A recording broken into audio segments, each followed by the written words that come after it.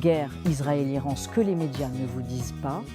En avril 2024, l'Iran frappe directement Israël, une première dans l'histoire moderne. Des centaines de drones, de missiles et une région au bord de l'embrasement. Mais ce que vous avez vu aux infos, ce n'est qu'une partie de la vérité. Voici ce que les médias ne vous disent pas sur la guerre Israël-Iran. Le 13 avril 2024, l'Iran lance plus de 300 projectiles vers Israël, une réponse à une frappe israélienne contre un haut responsable iranien en Syrie. Mais grâce à l'aide des États-Unis, du Royaume-Uni et d'autres alliés, Israël intercepte quasiment tout. Officiellement, peu de dégâts. Mais symboliquement, c'est énorme. L'Iran attaque directement pour la première fois. 6 jours plus tard, Israël répond. Une frappe de précision touche une base militaire près d'Ispahan, en Iran. Aucun mort, mais un message clair.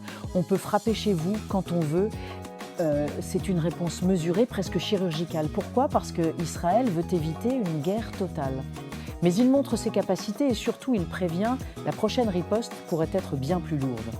Ce conflit ne se joue pas qu'avec des missiles. Depuis des années, Israël et l'Iran mènent une guerre silencieuse. Sabotage de sites nucléaires, assassinats ciblés, cyberattaques, espionnage. Et derrière, il y a aussi les alliés, le Hezbollah au Liban, les milices pro-iraniennes en Syrie, le Hamas à Gaza. Chaque front est une pièce d'un puzzle bien plus large. Alors est-ce qu'on se dirige vers une guerre ouverte ? Pour l'instant, les deux camps jouent un jeu dangereux entre riposte mesurée et menaces voilées.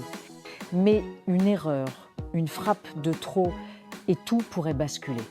Abonnez-vous pour ne pas rater les prochains épisodes de ce conflit complexe. Et dites-moi en commentaire, selon vous, une guerre directe est-elle inévitable ?